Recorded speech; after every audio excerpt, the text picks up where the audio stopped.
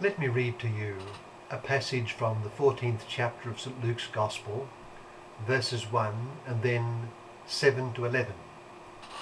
It's the Gospel for Saturday of the 30th week in Ordinary Time, Year 2. It brings out humility in revealed religion. St. Luke writes, "On a Sabbath day, Jesus went to dine at the home of one of the leading Pharisees, and the people there were observing him carefully. He told a parable to those who had been invited, noticing how they were choosing the places of honor at the table. When you are invited by someone to a wedding banquet, do not recline at table in the place of honor.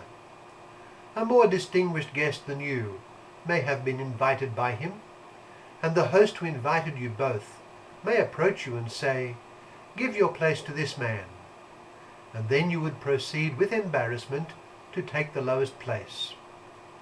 Rather, when you are invited, go and take the lowest place, so that when the host comes to you, he may say, 'My friend, move up to a higher position.'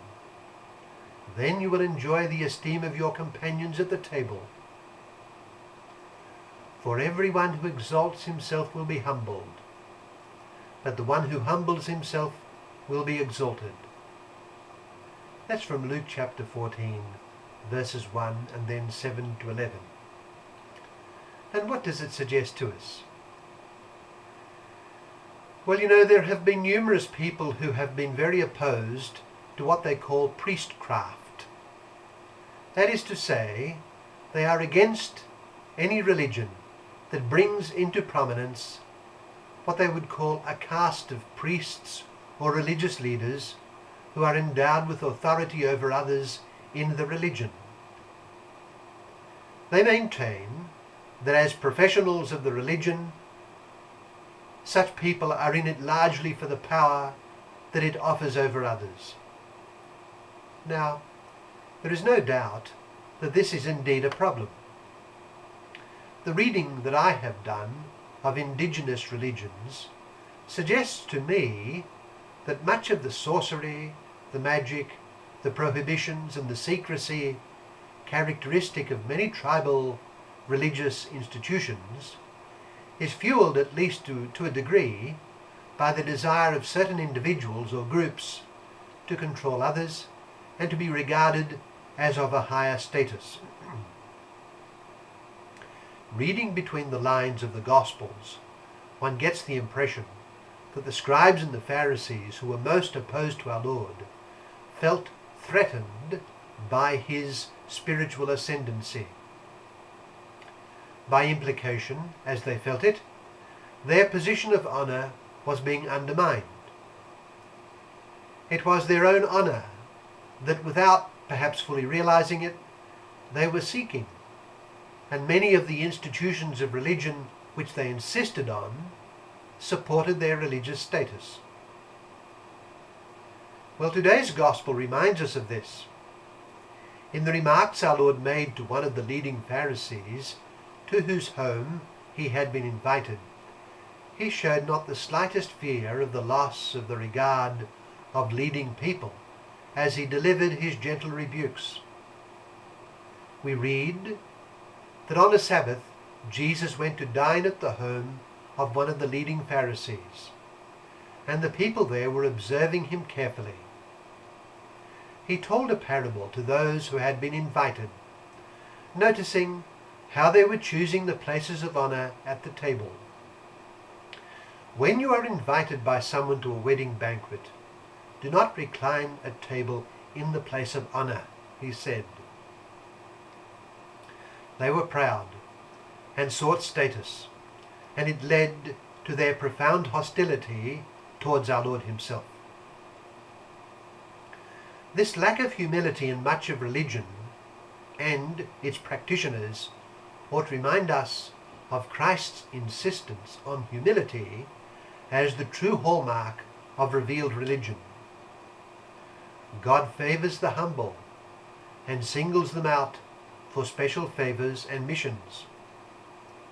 At the beginning of the Gospel, we are told how the angel Gabriel came to Mary with profound respect and addressed her as full of grace, and that the Lord was with her. Mary was humble and lowly, and in her prayer, the Magnificat in the Gospel of St. Luke, Mary extols the Almighty, who had looked upon his lowly handmaid. The Lord had done great things for her. Christ himself was meek and humble of heart.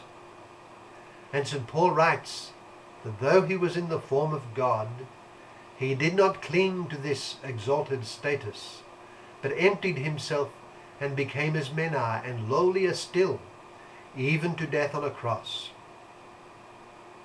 The Son of God abased himself, and so God raised him on high. In our Gospel passage today, our Lord refers to how in ordinary life, by choosing the lower place, one may well be exalted. His point is that if one prefers the lower place in life and takes the path of humility as did Christ himself, then God will raise one up.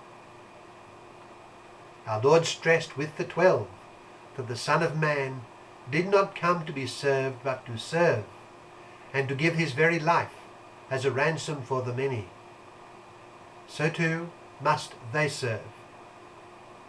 At the Last Supper, he rose from table, placed a towel around his waist, and proceeded to wash the feet of his closest disciples, of those who called him rightly their Master and Lord. They were to do likewise. Indeed, not only were the 12 to do this, and all those who succeed them in the Christian priesthood, but all of Christ's disciples are to do this. The distinguishing mark of the disciple of Christ is a humble love and service of others. Humility is to be the true characteristic of the Christian religion. There is a further secret which must be learnt. It is that if the disciple of Christ wishes, as he should, to follow Christ in his humility, the only way he will learn this is through the acceptance of humiliations. Humiliations, and they come in a plethora of forms, whether hidden or open, are the means of growing in humility. This is the great message of the Christian masters of the spiritual life. Let us then accept them when they come, and do so in union with Christ, who trod the path of humiliation, showing forth the humility of God.